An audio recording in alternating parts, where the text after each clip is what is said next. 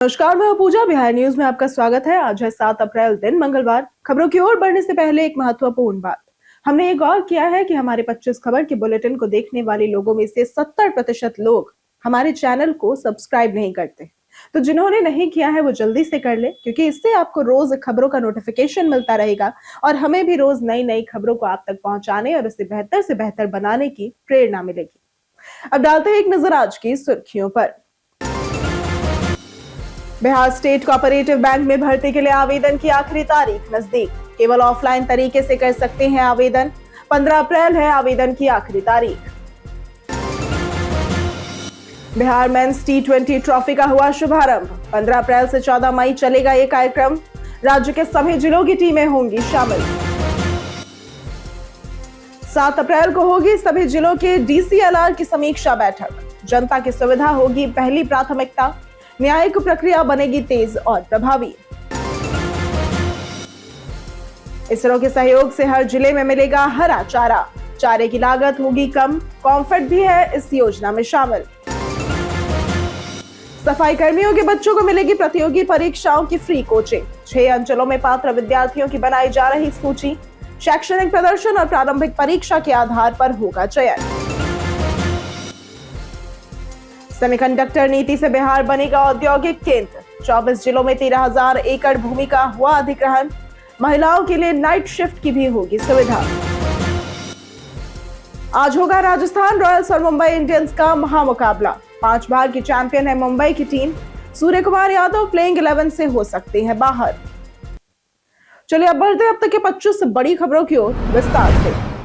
Bihar state cooperative bank में भर्ती के लिए आवेदन की आखिरी तारीख नजदीक। Bihar state cooperative bank limited ने 7 पदों पर भर्ती का नोटिफिकेशन जारी किया है, जिसमें सोशल मोबिलाइजेशन एक्सपर्ट, लॉ या फिर अकाउंट्स विशेषज्ञ, क्रॉप हस्बेंड्री एक्सपर्ट और एग्री मार्केटिंग या फिर वैल्यू एडिशन या फिर प्रोसेसिंग स्पेशलिस्ट शामिल है। आवेदन केवल ऑफलाइन तरीके से 15 अप्रैल तक स्वीकार किए जाएंगे। पात्रता के लिए संबंधित विषय में स्नातक या MBA, CA, CS डिग्री आवश्यक है। उम्र सीमा 25 से 40 वर्ष है। आरक्षित वर्गों को इसमें छूट मिलेगी। इच्छुक उम्मीदवार फॉर्म डाउनलोड कर जरूरी दस्तावेज संलग्न करके प्रबंध निदेशक Bihar state cooperative bank, Gandhi मैदान, पटना को भेज सकते हैं। यह अवसर कृषि, कानून, लेखा और समाज क्षेत्र के युवाओं के लिए है। अगर आप भी बिहार स्टेट कोऑपरेटिव बैंक की तैयारी कर रहे हैं तो लिख पर ऐप पर अब आपके लिए उपलब्ध है फ्री मॉक पेपर्स और प्रीवियस ईयर क्वेश्चन पेपर्स। तो आज ही लिख पर ऐप को गूगल प्ले स्टोर या फिर iOS ऐप स्टोर से प्राप्त करें। बिहार में बनने जा रही अंतरराष्ट्रीय एजुकेशन सिटी। बिहार सरकार ने प्रस्तावित एजुकेशन सिटी को लेकर पूरी तैयारी शुरू कर दी है। मुख्यमंत्री के निर्देश पर इसकी डिटेल प्रोजेक्ट रिपोर्ट यानी कि DPR तैयार हो चुकी है और इसे जापान, सिंगापुर मॉडल पर अंतरराष्ट्रीय स्तर का बनाने की योजना है। ये 250 एकड़ क्षेत्र में शेयर्ड कैंपस मॉडल पर विकसित होगा, जिसमें विभिन्न विश्वविद्यालय और कॉलेज एक ही परिसर में साझा सुविधाओं के साथ मौजूद होंगे।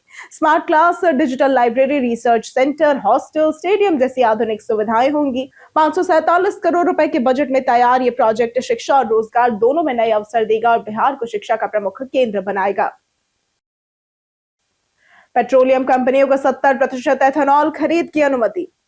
बिहार की एथेनॉल कंपनियों के लिए राहत भरी खबर है। अब पेट्रोलियम कंपनियां उनके लिए कुल उत्पादन का 70% तक खरीद सकेंगी, जो कि पहले यह सीमा 50% थी। इससे राज्य के एथेनॉल उद्योग को बढ़ावा मिलने की उम्मीद है। उद्योग मंत्री दिलीप जायसवाल ने कहा कि केंद्र सरकार ने कैंपिंग बढ़ाने पर सहमति दे दी है और जल्द आधिकारिक आदेश जारी होने की संभावना है। सरकार पूरे उत्पादन की खरीद पर भी विचार कर रही है। हालांकि न्यायालय में लंबित मामला इस फैसले के क्रियान्वयन में बाधा है।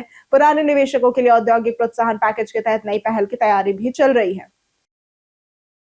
बिहार में देश का सबसे बड़ा बैटरी बैंक जल्द होगा तैयार। बिहार के ऊर्जा मंत्री विजेंद्र प्रसाद यादव ने लखीसराय स्थित 301 मेगावाट क्षमता वाली कजरा और ऊर्जा और बैटरी भंडारण परियोजना का निरीक्षण किया। परियोजना में 523 मेगावाट आवर की देश की सबसे बड़ी बैटरी प्रणाली शामिल है, जो सूर्यास्त के बाद 4 घंटे तक बिजली प्रदान करेगी और ग्रिड स्थिरता सुनिश्चित करेगी। फेज 1 185 मेगावाट सौर प्लस 282 मेगावाट आवर बैटरी देगी। सफलतापूर्वक चालू है, जबकि फेज 2 का निर्माण जारी है। मंत्री ने उत्तर बिहार में फ्लोटिंग और रेज्ड सोलर परियोजनाओं की संभावनाओं का सुझाव दिया। दौरे में वरिष्ठ अधिकारी मौजूद रहे और पर्यावरण संरक्षण के लिए पौधरोपण भी किया गया। सफाई कर्मियों के बच्चों को मिलेगी प्रतियोगी परीक्षाओं की फ्री कोचिंग। नगर निगम ने सफाई कर्मियों के बच्चों के सपनों को साकार करने के लिए प्रोजेक्ट उड़ान शुरू किया है। इस योजना के तहत स्थायी, दैनिक और आउटसोर्सिंग सफाई कर्मियों, निरीक्षकों और मुख्य निरीक्षकों के बच्चों को यूपीएससी, बीपीएससी, जेई और नीट जैसी प्रतियोगिता परीक्षाओं की निःशुल्क कोचिंग दी जाएगी। 6 अंचलों में पात्र विद्यार्थियों की सूची बनाई जा रही है और अब तक 35 विद्यार्थियों ने रुचि भी दिखाई है। चयन शैक्षणिक प्रदर्शन और प्रारंभिक परीक्षा के आधार पर होगी। कोचिंग के साथ पढ़ाई और अन्य खर्चों के लिए सीएसआर के माध्यम से वित्तीय सहायता भी मिलेगी। ये पहल सामाजिक समावेशन और समान अवसर को बढ़ावा देगी। 7 अप्रैल को होगी सभी जिलों के डीसीएलआर की समीक्षा बैठक। बिहार सरकार राजस्व प्रशासन में पारदर्शिता और प्रभावशीलता बढ़ाने के लिए मिशन मोड में है। 7 अप्रैल को पटना के पुराना सचिवालय में राज्य स्तरीय समीक्षा बैठक आयोजित की जा रही है, जिसमें सभी जिलों के भूमि सुधार उप समाहर्ता यानी कि डीसीएलआर भाग लेंगे। उप मुख्यमंत्री श्री विजय कुमार सिन्हा ने जनता को जमीन से जुड़े मामलों में परेशानी न हो, ये प्राथमिकता बताया। बैठक में दाखिल खारिज, अपील वाद, बीएलडीआर वाद, राजस्व वसूली और लैंड बैंक की प्रगति की समीक्षा होगी। अधिकारियों का कोर्ट केस ऑर्डर लिखने का टेस्ट और प्रशिक्षण भी होगा, ताकि न्यायिक प्रक्रिया तेज और प्रभावी बने। पटना में आईओटी तकनीक से लगेगी 25,000 स्मार्ट स्ट्रीट लाइटें। पटना नगर निगम क्षेत्र में लगभग 25,000 नई इंटरनेट ऑफ थिंग्स यानी कि आईओटी तकनीक से लैस स्मार्ट स्ट्रीट लाइटें लगाई जाएंगी। ये लाइटें सेंसर के जरिए शाम होते ही जलेंगी और सुबह बंद हो जाएंगी, जिससे बिजली की खपत कम होगी और एनर्जी एफिशिएंसी भी बढ़ेगी। पूरे नेटवर्क की निगरानी सेंट्रलाइज्ड कंट्रोल रूम से होगी, जिससे खराबी तुरंत पता चल सकेगी। नगर निगम ने 30 अप्रैल तक सभी लाइटों के मेंटेनेंस और अपग्रेड के लिए एनर्जी एफिशिएंसी सर्विसेज लिमिटेड यानी कि ईईएसएल को जिम्मेदारी दी है। मौजूदा 82,000 लाइटों को भी आईओटी तकनीक से अपग्रेड किया जाएगा। बिहार में शुरू हुई आधुनिक पायलट प्रशिक्षण की पहल। बिहार सरकार ने पायलट प्रशिक्षण को आधुनिक बनाने के लिए महत्वपूर्ण कदम उठाया है। नागरिक उड्डयन विभाग अब सेस्ना 172R प्रशिक्षण विमानों में एडीएस-B सक्षम ट्रांसपॉन्डर लगाने जा रही है, जिससे विमान की सटीक लोकेशन और हवाई यातायात की निगरानी आसान होगी। इससे प्रशिक्षु पायलटों को रियल टाइम में एयर ट्रैफिक की जानकारी मिलेगी और उड़ान सुरक्षा में सुधार होगा। राज्य मंत्रिमंडल ने प्रस्ताव को स्वीकृति दे दी है और इस तकनीकी उन्नयन से प्रशिक्षण की गुणवत्ता बढ़ेगी, पायलटों का व्यवहारिक अनुभव मजबूत होगा और बिहार में एविएशन सेक्टर के विकास को गति मिलेगी। इसरो के सहयोग से हर जिले में मिलेगा हरा चारा। बिहार राज्य के सभी 38 जिलों में पशुओं के लिए हरा चारा उपलब्ध कराने के लिए रिमोट सेंसिंग और जीआईएस आधारित हरा चारा मानचित्रण अध्ययन शुरू किया गया है। ये पहल एनडीडीबी और कॉम्फेड ने इसरो के सहयोग से किया है। पटना में आयोजित कार्यशाला में अधिकारियों को इस तकनीक से हरा चारा फसलों का क्षेत्रफल, किस्में, गुणवत्ता वाले बीज और सिंचाई सुविधाओं का वैज्ञानिक आकलन करने की प्रक्रिया सिखाई गई। इसका उद्देश्य दूध उत्पादन बढ़ाना और चारे की लागत घटाकर पशुपालकों को अधिक लाभ पहुंचाना है। कार्यशाला में विभिन्न जिलों के दुग्ध परियोजना अधिकारी भी शामिल हुए। बिहार के 38 अधिकारियों को राष्ट्रीय अकादमी में मिलेगा प्रशिक्षण। बिहार कैडर के 38 आईएएस अधिकारियों को 11 मई से 5 जून तक राष्ट्रीय प्रशासन अकादमी मसूरी में अनिवार्य मध्यकालीन प्रशिक्षण फेज 3 में शामिल होना अनिवार्य है। इनमें 2015, 2016, 2017 और 2018 बैच के अधिकारी शामिल हैं, जिनमें 19 जिलों के जिला अधिकारी भी हैं। ट्रेनिंग में शामिल होने वाले जिला अधिकारी इन जिलों से हैं, जैसे कि कैमूर, बक्सर, अरवल, शेखपुरा, मधेपुरा, अररिया, सारण, शिवहर, कटिहार, औरंगाबाद, सिवान, किशनगंज, पश्चिम चंपारण, भोजपुर, नवादा, पूर्णिया, वैशाली और सीतामढ़ी। सरकार ने सभी संबंधित अधिकारियों को इसकी जानकारी पहले ही भेज दी है और ये प्रशिक्षण उनके प्रशासनिक कौशल और दक्षता को बढ़ाने के उद्देश्य से आयोजित किया जा रहा है। नए लेबर कोड में छुट्टियों को लेकर मिली बड़ी राहत। केंद्र सरकार के नए लेबर कोड के तहत अब कर्मचारियों को साल के अंत में बची हुई छुट्टियों को नगद यानी कि इनकैशमेंट में बदलने का अधिकार मिलेगा। पुराने नियमों में यह सुविधा केवल रिटायरमेंट या नौकरी छोड़ते समय थी। नए नियमों के अनुसार occupational safety, health and working conditions यानी कि ओएसएच कोड 2020 के तहत कर्मचारी अधिकतम 30 दिन की अर्जित छुट्टियों को अगले साल के लिए कैरी फॉरवर्ड कर सकते हैं और उससे ज्यादा छुट्टियों का पैसा उन्हें मिलेगा। छुट्टी न मिलने की स्थिति में यह लिमिट नहीं गिनी जाएगी और फुल एंड फाइनल हिसाब 48 घंटे में निपटाना होगा। अर्न लीव का हक अब 180 दिन काम के बाद मिलेगा। पटना विश्वविद्यालय में यूजी प्रवेश परीक्षा 1 मई से होगी शुरू। पटना विश्वविद्यालय में कुलपति प्रोफेसर अजय कुमार सिंह की अध्यक्षता में अकादमिक कैलेंडर कमेटी की बैठक हुई, जिसमें नए शैक्षणिक सत्र 2026-30 के लिए नामांकन प्रक्रिया शुरू करने का निर्णय लिया गया है। प्रोफेसर कामेश्वर पंडित ने बताया कि यूजी सामान्य और वोकेशनल कोर्स में प्रवेश परीक्षा के आधार पर 1 मई से ऑनलाइन आवेदन प्रक्रिया शुरू होगी। आवेदन और शुल्क जमा करना समर्थ पोर्टल के माध्यम से होगा और नामांकन जून के अंतिम सप्ताह तक पूरा किया जाएगा। 4 वर्षीय यूजी कोर्स में सेमेस्टर सिस्टम लागू रहेगा। पढ़ाई जुलाई के प्रथम सप्ताह से शुरू होगी। कॉलेजों में सीटों का वितरण विज्ञान, कला और वाणिज्य संकाय के अनुसार तय किया गया है। पटना हाईकोर्ट में दिव्यांग व्यक्तियों के लिए खुला हेल्प डेस्क। पटना हाईकोर्ट में दिव्यांग व्यक्तियों की सुविधा हेतु विशेष हेल्प डेस्क का उद्घाटन चीफ जस्टिस संगम कुमार साहू ने किया। यह पहल सुप्रीम कोर्ट की जस्टिस बीवी नागरत्ना द्वारा 2024 में जारी दिशा निर्देशों के अनुरूप है। हेल्प डेस्क दिव्यांगों को न्याय प्रक्रिया सुलभ बनाने, सरकारी योजनाओं और नीतियों की जानकारी देने तथा शिकायतों का त्वरित समाधान सुनिश्चित करने का काम करेगा। इससे दिव्यांगजन प्रशासनिक कठिनाइयों से बच सकेंगे और बिना हिचकिचाहट न्यायिक परिसर में अपनी कानूनी और कल्याणकारी जरूरतें पूरी कर सकेंगे। ये कदम न्यायपालिका की समावेशी प्रतिबद्धता को दर्शाता है। बिहार मेंस टी20 ट्रॉफी का हुआ शुभारंभ। बिहार क्रिकेट एसोसिएशन यानी कि बीसीए ने सत्र 2025-26 के लिए बीसीए मेंस टी20 ट्रॉफी की घोषणा की, जो 15 अप्रैल से 14 मई तक मोइनुल हक स्टेडियम और यशवाना स्पोर्ट्स ग्राउंड पटना में आयोजित होगी।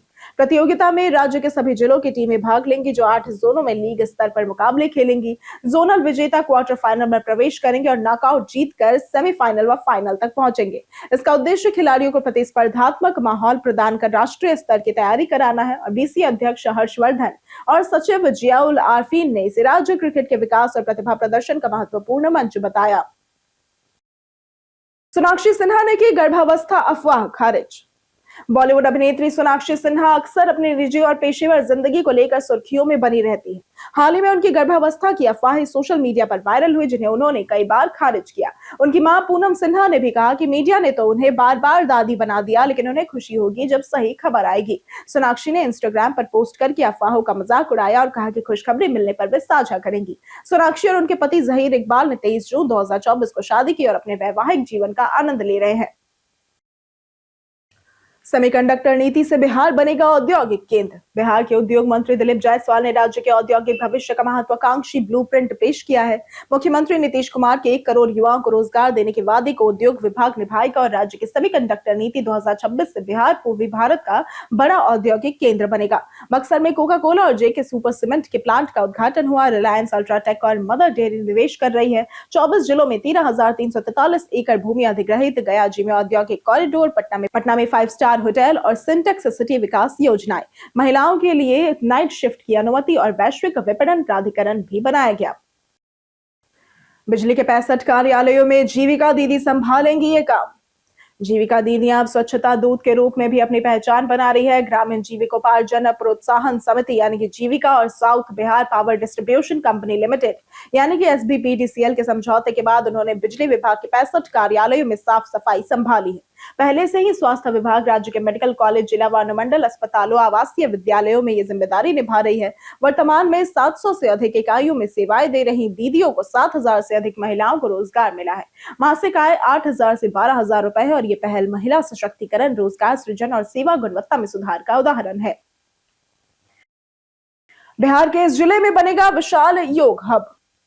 बिहार के भागलपुर में जल्द ही एक बड़ा योग हब बन सकता है, जिसके लिए 100 से 120 एकड़ जमीन की मांग की गई है।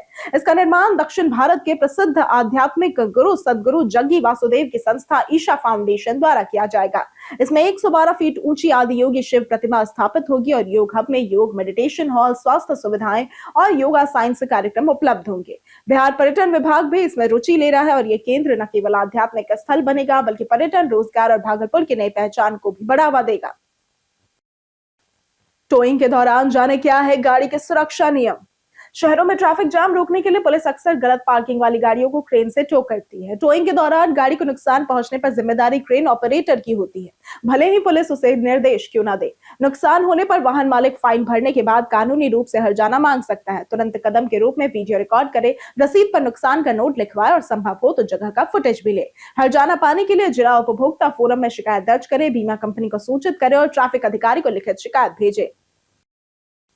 जाने आज कैसा रहेगा बिहार के मौसम का मिजाज। बिहार में पश्चिमी विक्षोभ और कई राज्यों में उठ रहे चक्रवात के कारण अगले 48 घंटे में मौसम बिगड़ सकता है। 7 अप्रैल यानी कि आज राज्य में बारिश और तेज हवाओं का दौर शुरू होगा, जबकि 8 अप्रैल को स्थिति और गंभीर होगी। खासतौर से उत्तर बिहार के 12 जिलों में ओलावृष्टि और बिजली गिरने का ऑरेंज अलर्ट है। दक्षिण पश्चिम, दक्षिण मध्य और दक्षिण पूर्व बिहार में भी तेज बारिश और हवाओं का येलो अलर्ट जारी है। 8 अप्रैल को अधिकतम तापमान 26 से 32 डिग्री तक रहेगा। 9 अप्रैल तक बारिश जारी रहेगी, लेकिन 10 अप्रैल से मौसम साफ होकर तापमान बढ़ेगा। सोनपुर रेलवे स्टेशन पर तरबूज और फाइल में छिपी शराब बरामद। बिहार में शराबबंदी के बावजूद तस्कर लगातार नए नए तरीकों से शराब तस्करी कर रहे हैं। हाल ही में सोनपुर रेलवे स्टेशन पर बरौनी एक्सप्रेस में तरबूज के अंदर शराब छिपाने का मामला सामने आया है। इसके अलावा एग्जीक्यूटिव फाइल में बोतलें छिपा कर ले जाने की कोशिश भी पकड़ी गई। सत्याग्रह एक्सप्रेस में ट्रेन की छत से शराब की बोतलें गिरने का अजीब मामला भी सामने आया। इन घटनाओं से पुलिस और उत्पाद विभाग भी हैरान है। अधिकारियों ने निगरानी और जांच बढ़ा दी और तस्करों की हर नई चाल पर नजर रखते हुए विशेष अभियान चलाया जा रहा है। पटना डबल डेकर फ्लाईओवर का बनेगा नया रैंप, पीएमसीएच से होगा कनेक्ट। पटना के अशोक राजपथ पर बने डबल डेकर फ्लाईओवर की कनेक्टिविटी अब पीएमसीएच के मल्टी लेवल कार पार्किंग से जोड़ी जा रही है। पहला रैंप अंजुमन इस्लामिया हॉल के पास 46 मीटर लंबा बन रहा है, जिसमें अप और डाउन दोनों रैंप शामिल है। फाउंडेशन और सब स्ट्रक्चर का काम पूरा हो चुका है। गार्डर और छत की तैयारी चल रही है। ये रैंप मरीजों और उनके परिजनों के लिए अस्पताल तक आसान पहुंच सुनिश्चित करेगा। कुल 3 रैंप बनाने की योजना है। पहले 4 रैंप काम कर रहे हैं। साइंस कॉलेज का रैंप मेट्रो निर्माण के बाद बनेगा। आज होगा राजस्थान रॉयल्स और मुंबई इंडियंस का महामुकाबला। आईपीएल 2026 में मंगलवार यानी कि आज राजस्थान रॉयल्स का सामना 5 बार के चैंपियन रही मुंबई इंडियंस से होगा। दोनों टीमें संतुलित है। मुंबई की ताकत रोहित शर्मा, सूर्य कुमार यादव, हार्दिक पांड्या, जसप्रीत बुमराह है। ट्रेंट बोल्ट जैसे गेंदबाजी में है। राजस्थान की बल्लेबाजी वैभव सूर्यवंशी, यशस्वी जायसवाल और शिमरॉन हेटमायर पर निर्भर है, जबकि जोफ्रा आर्चर और रवि बिश्नोई गेंदबाजी मजबूत करेंगे। मुंबई पांड्या की वापसी कर सकती है, जिसे सूर्य कुमार यादव प्लेइंग 11 से बाहर भी हो सकते हैं। राजस्थान पिछले मैच जैसी ये टीम उतार सकती है। संभावित प्लेइंग 11 में दोनों टीमों की संतुलित इकाइयां नजर आती है।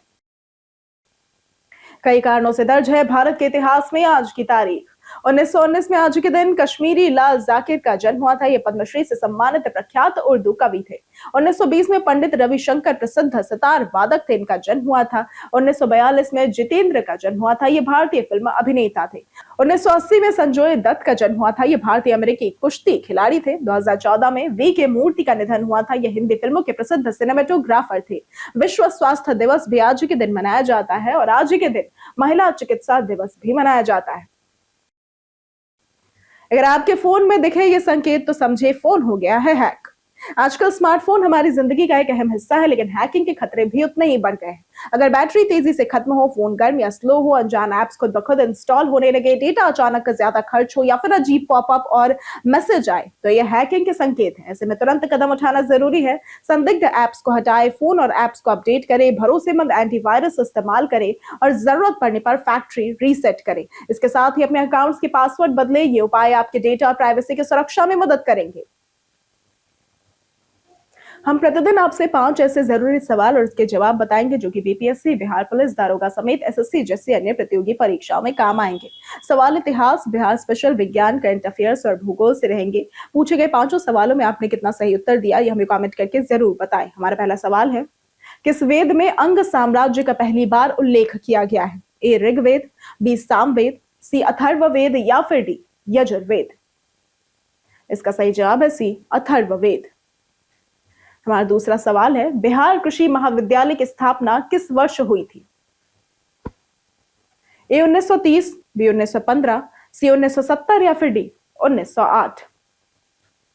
इसका सही जवाब है डी 1908। हमारा तीसरा सवाल है, इनमें से किस मुख्यमंत्री ने कृषि उपज बाजार समिति यानी कि एपीएमसी अधिनियम को समाप्त किया? ए लालू प्रसाद यादव, बी कर्पूरी ठाकुर, सी नीतीश कुमार या फिर डी राबड़ी देवी। इसका सही जवाब है सी नीतीश कुमार।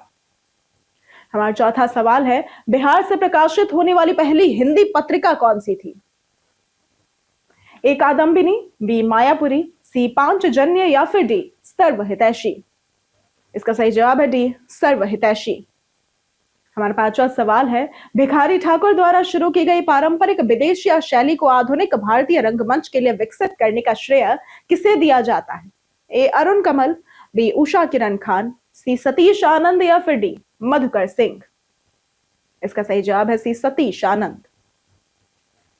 बीते दिन हमारे द्वारा पूछे गए सवाल का जवाब आप लोगों में से बहुत लोगों ने हमारे कमेंट सेक्शन में लिख कर दिया है। जिन्होंने हमारे द्वारा पूछे गए सवाल का जवाब दिया है उनके नाम है मुरली पासवान, कृष्णा प्रसाद, राजीव कुमार, अनवर करीम खान, संजीत कुमार, राजेश मांझी, नंदन कुमार, पंचानन सिंह, ओम प्रकाश, महेश राय, सूरज राय, गोपाल सिंह, विकास तिवारी, मधेश्वर मुखिया, प्रदीप पंडित, विनोद शाह, डिंपल कुमारी, अमित कुमार, भोला पासवान, मुन्ना प्रसाद, अब्दुल मन्नान, रामलाल सोरेन, चेतन कुमार, श्वेता राय, अक्षय कुमार, दिलीप कुमार, नौशाद रजा, पार्वती कुमारी, अमरजीत यादव, रवि पूजा, अजीत कुमार और वीरेंद्र कुमार। इसी के साथ बढ़ते हैं आज के सवाल की ओर। आज का सवाल है, क्या बिहार में विकास की गति संतोषजनक है?